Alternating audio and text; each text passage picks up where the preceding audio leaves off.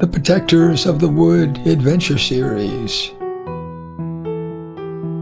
Episode number 99. The delegation from Rivergate arrives at the church.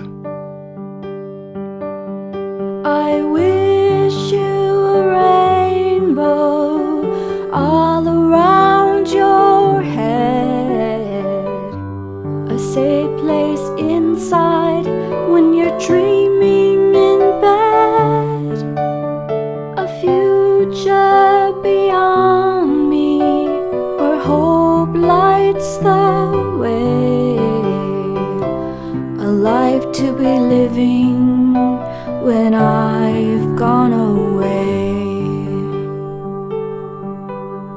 The years roll like waves on the ocean before us. You're off in your boat with your sail in the air. My heart goes with you like a hand on your forehead. More precious than gold is each strand of your hair. I'm asking the man in the sky to take care of you on that boat with your sail in the air. Abby, Phoebe, and Dr. Bear followed Reverend Tuck down to the large recreation room. They heard a guitar and a tambourine playing from a distance. On entering, Abby saw a group talking and playing music. Ishmael, Banks, George, and Eddie were seated close together, repeating the same guitar riff and beat over and over. Abby hadn't seen Ishmael in many years, since he was about 8 years old, but she knew the handsome, brown-skinned, wiry young man in front of her must be him. Abby was thinking, he can't even be 18 years old, but he looks more like a man than I expected. No. Play like this. Just a bit slower. Easy. George and Eddie listened carefully and tried to follow Ishmael's rolling rhythm. They were in their own world together. Isaiah Banks was nearby talking to a young girl in a baseball cap. He was the first to spot the newcomers and immediately spoke to Abby. There you are. We've been waiting for you. He walked over to meet Abby with open arms. It's been too long. So much to talk about. Reverend Tuck, Dr. Bear, I'm glad to see you again, and thanks for the opportunity to be here tonight. Now, unless I'm wrong, you must be Phoebe Hood. We've been hearing so much about you. In a moment, everyone was talking at once.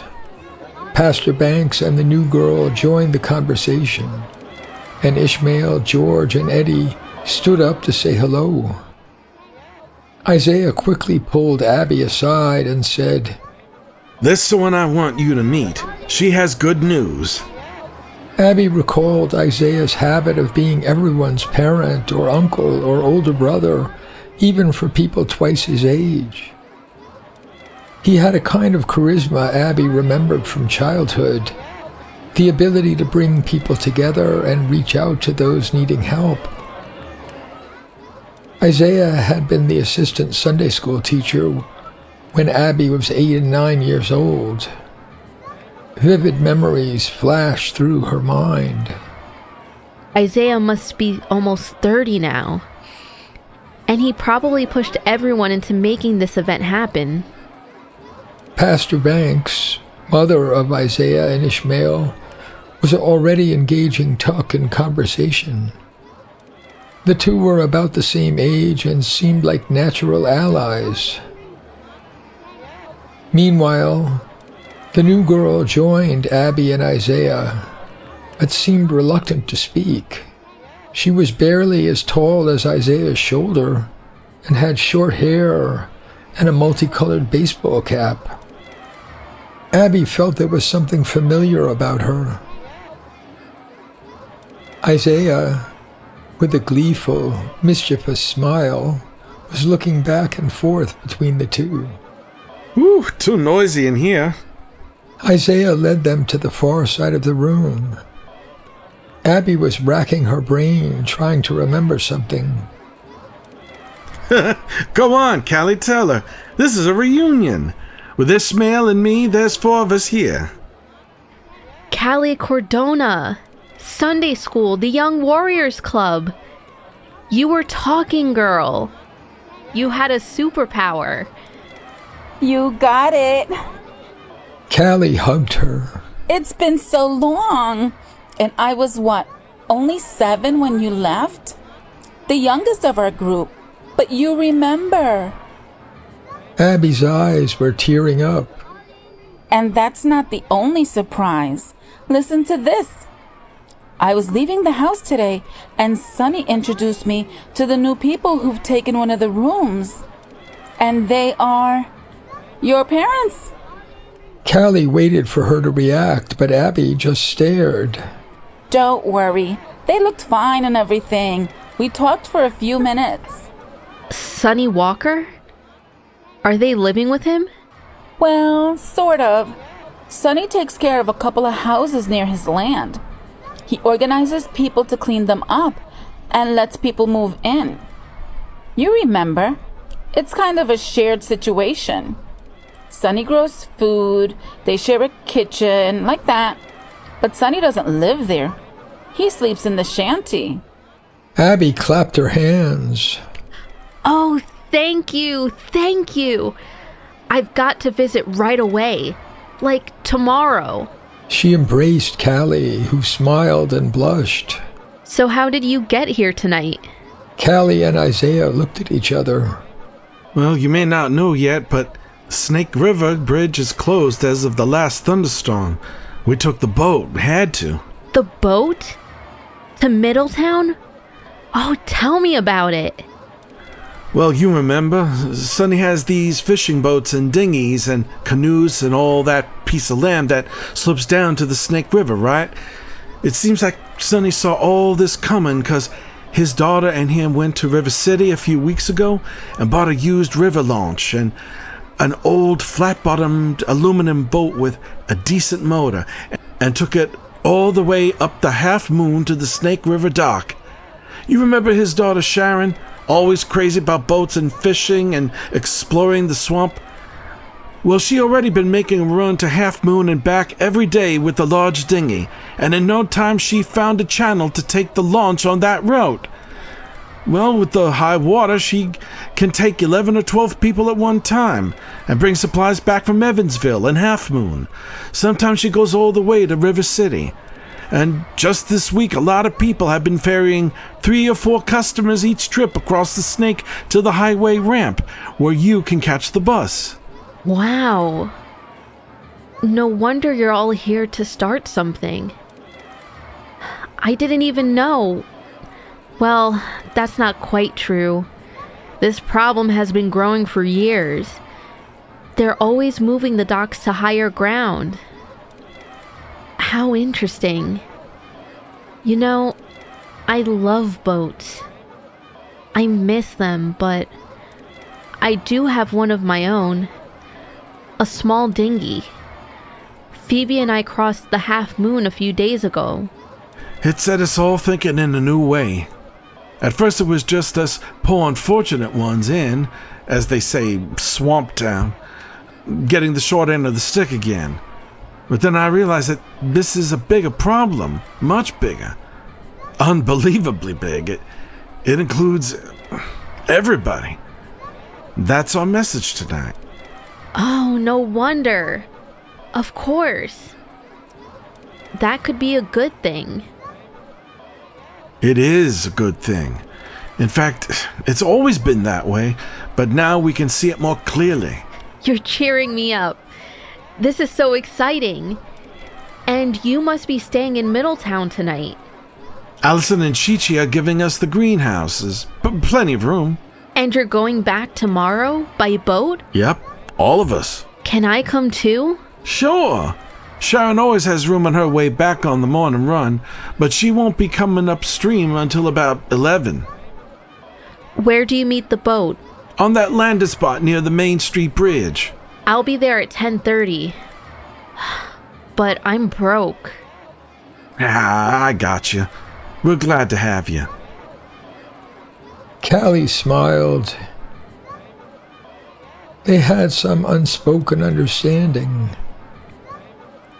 Meanwhile, the room around them had been filling up with a wide variety of people, children, teens, and adults. Abby was thinking, This is wonderful. How lucky I am. Oh, powers that be, thank you.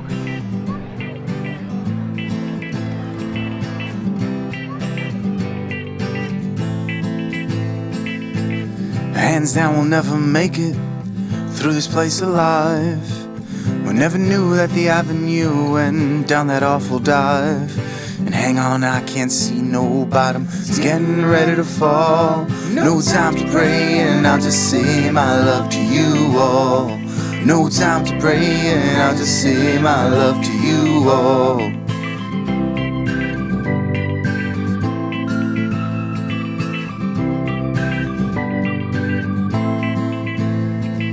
The beauty of time passing, it flies before our eyes. We never saw in this way before the wonders of our lives.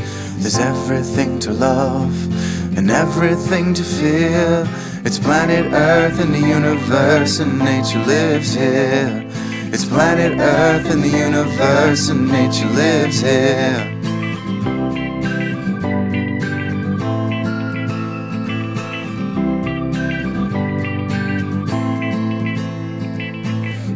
Chance we'll never forget the truth we're seeing now.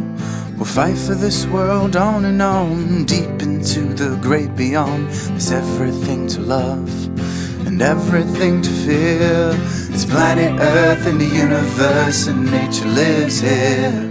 It's planet Earth and the universe, and nature lives here.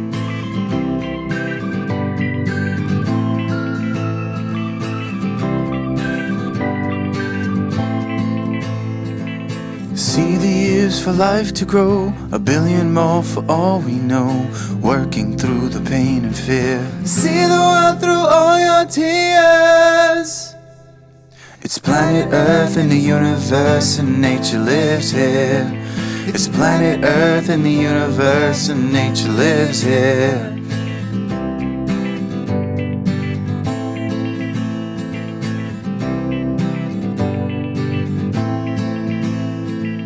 Trillions of living things are everywhere around. Our lives are all planted deep into this sacred ground. There's everything to love and everything to fear. It's planet Earth and the universe, and nature lives here. It's planet Earth and the universe, and nature lives here. It's planet Earth and the universe, and nature lives here. It's planet Earth and the universe, and nature lives here. And nature lives here.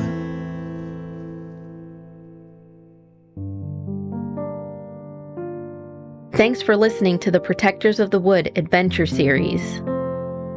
Find all our projects on protectorsofthewood.com and support us on Patreon at Protectors of the Wood. And to all the eco warriors out there, remember that everyone can make a difference and every action counts.